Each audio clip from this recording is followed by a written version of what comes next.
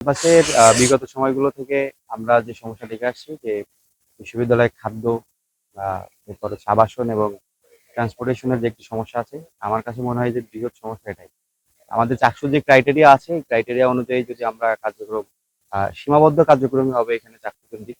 তো সেই জায়গাটি থেকে আমার মনে হয় যে আমরা এই ৩ টা বিষয়ের উপর বেশি ফোকাসড রেখে আমরা যদি কাজ করতে পারি, আমার মনে হয় যে বিশ্ববিদ্যালয়ে একটি গুণগত পরিবর্তন আসবে। এবং বিশ্ববিদ্যালয়ের সার্বিক অবস্থার বিষয়ে যদি বলি, যে রাজনৈতিক সিচুয়েশন বা রাজনৈতিক প্রেক্ষাপটের কথা যদি বলি, সেই জায়গা থেকে আমরা একটা আমূল পরিবর্তন নিয়ে আসবো। আমি যদি নির্বাচিত হই বা দেখেছি যে বিগত সময়গুলোতে একটি দলীয়করণ করা হয়েছে প্রশাসনের প্রত্যেকটা সেক্টরে।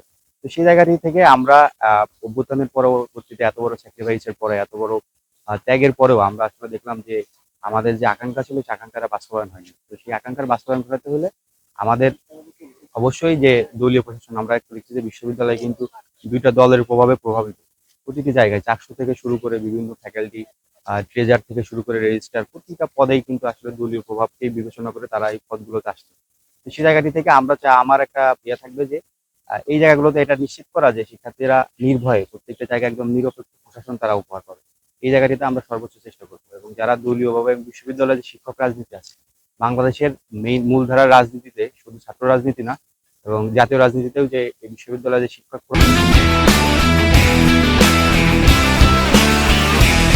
ফর্মগুলো আছে, এরা হচ্ছে মেইল কালপ্রিট আমাদের দেশের সার্বিক রাজনীতি থেকে। তো এই শিক্ষক রাজনীতিকে ধূলিসাৎ করার জন্য বা এই শিক্ষক রাজনীতিকে আমরা নাকচ করার জন্য আমি ব্যক্তিগতভাবে আমি যদি জয়ী হয়ে আসি, তাহলে এটার জন্য আমার ফার্স্ট প্রায়োরিটি যদি আমি বলি এটা থাকবে যে শিক্ষক রাজনীতিকে গুণগত পরিবর্তন আনা বা এই রাজনীতিকে ধ্বংস করা। অনেকে বলে ছাত্র রাজনীতির দরকার নাই বা ছাত্র রাজনীতি থাকলে এটা সমস্যা ওটা সমস্যা। এটা আমার কাছে মানে মুখ্য বিষয় না। মুখ্য বিষয়টা হচ্ছে শিক্ষক রাজনীতি। কারণ এই বিশ্ববিদ্যালয়ে যারা একটু বেশি সুযোগ সুবিধা, এক্সট্রা প্রিভিলেজ বা একটু কম সুযোগ সুবিধা, কাউকে হিউমিলেট করা বা কারোর সাথে অবিচার করা, এই বিষয়গুলো আসলে শিক্ষকদের প্রত্যক্ষ ইন্ধনের মাধ্যমে এটা আসে। তো এই জায়গাগুলো থেকে যদি আমরা এই শিক্ষকদেরকে রাজনীতিটা বন্ধ করতে পারি, কোনো শিক্ষকই আসলে কাউকে এক্সট্রা বেনিফিট করার লক্ষ্যে কোনো কিছু করা বা কাউকে হিউমিলেট করা বা কাউকে কারোর প্রতি অবিচার করা, এই বিষয়গুলো সামনে আসবে না। তো এই জায়গাটি থেকে আমার ফার্স্ট প্রায়োরিটি থাকবে হচ্ছে শিক্ষক রাজনীতিকে একটা চেঞ্জ নিয়ে আসা।